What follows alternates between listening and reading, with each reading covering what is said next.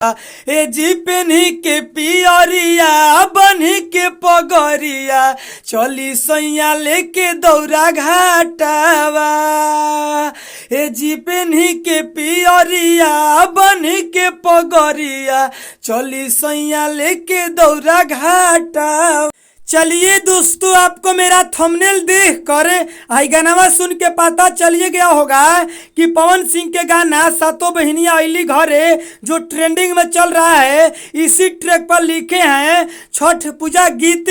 बिल्कुल फ्री में गाना लिखे हैं। अगर आप सिंगर हैं तो इस गाने को गा सकते हैं, रिकॉर्डिंग करवा सकते हैं। बिल्कुल फ्री में गाना लिखे हैं। तो चलिए देर किसी बात की, गाना को स्टार्ट कर रहे हैं। गाना को स्टार्ट करने से पहले चैनल पर नए हैं तो सब्सक्राइब कर दीजिए और लाइक कर दीजिए और मेरा नाम जान लीजिए। मेरा नाम है राइटर राजा सिंघानिया। तो चलिए गाना को स्टार्ट करते हैं। स्क्रीन पर देखिए, लक्स गुड।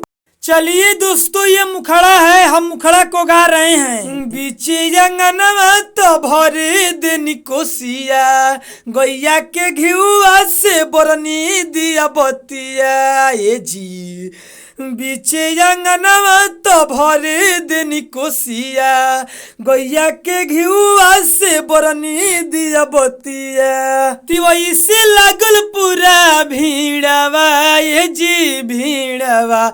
ए जी पेन्ही के पियरिया बन्ही के पगरिया चली सैया लेके दौरा घाटावा। ए जी पेन्ही के पियरिया बन्ही के पगरिया चली सैया लेके दौरा घाटावा। चलिए दोस्तों, ये पहिलका अंतरा है, हम पहिलका अंतरा को गा रहे हैं। डूबली जात बटे देखो किरनिया, दिल घबरात बटे होता फिकिरिया। बीतली जात बटे और के बेरा, होई गइल घर ही हो देखो अंधेरा। ए जी डूबल जात बटे देखो किरनिया, दिल घबरात बटे होता फिकिरिया। बीतल जात बटे और के बेरा, हो गइली घर ही हो देखो अंधेरा। काटिए के लाव खेत से उखावा, ये जी उखावा।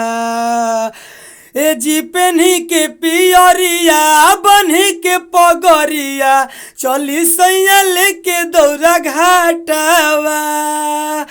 ए जी पेन्ही के पियरिया बन्ही के पगरिया चली सैया लेके दौरा घाटावा। चलिए दोस्तों, ये दूसरा का अंतरा है, हम दूसरा का अंतरा को गा रहे हैं। पहिले पहिल कोइनी छठी के बरतिया, भूखल पियासल कैसे काटम हो रतिया। राइटर राजा सिंघनिया के ले ले करिहे ओ हार ओहि जा परी नसीतिया। ये जी पहिले पहिल कोइनी छठी के बरतिया, भूखल पियासल कैसे काटम हो रतिया। राइटर राजा सिंघनिया के ले ले करिहे ओ हार वही जपरी नसीतिया। सिंगर ले ली तू पारा तवा हो पारा तवा। अगर आप सिंगर हैं तो सिंगर के जगह पर प्रमोद खेसारी चाहे जो भी आपका नाम होगा वहां पर अपना नाम डाल लीजिएगा।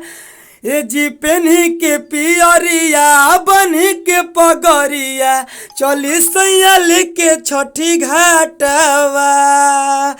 ए जी पेन्ही के पियरिया बन्ही के पगरिया चली सैया लेके दौरा घाटवा। चलिए दोस्तों, गाना समाप्त हो गया है। अब मेरा बतिया को ध्यान से सुन लीजिए। अगर आप सिंगर हैं, इस गाने को गाना चाहते हैं तो गा सकते हैं, रिकॉर्डिंग करवा सकते हैं। बिल्कुल फ्री में लिखे हैं, पहले ही हम बताए थे।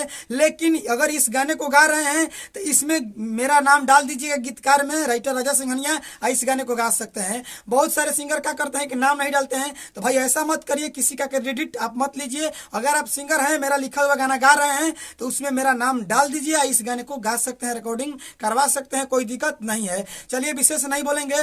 अगर आप इनसे भी बढ़िया, इनसे भी बेस्ट कोई गाना लिखवाना चाहते हैं, स्क्रीन पर मोबाइल नंबर है, कॉल करके आप हमसे पर्सनली गाना लिखवा सकते हैं। इनसे भी बढ़िया, इनसे भी बेस्ट। चलिए विशेष नहीं बोलेंगे। चैनल पर नए हैं तो सब्सक्राइब कर लीजिए, लाइक कर दीजिए। अगली वीडियो में मिलेंगे, इसके लिए बाय बाय।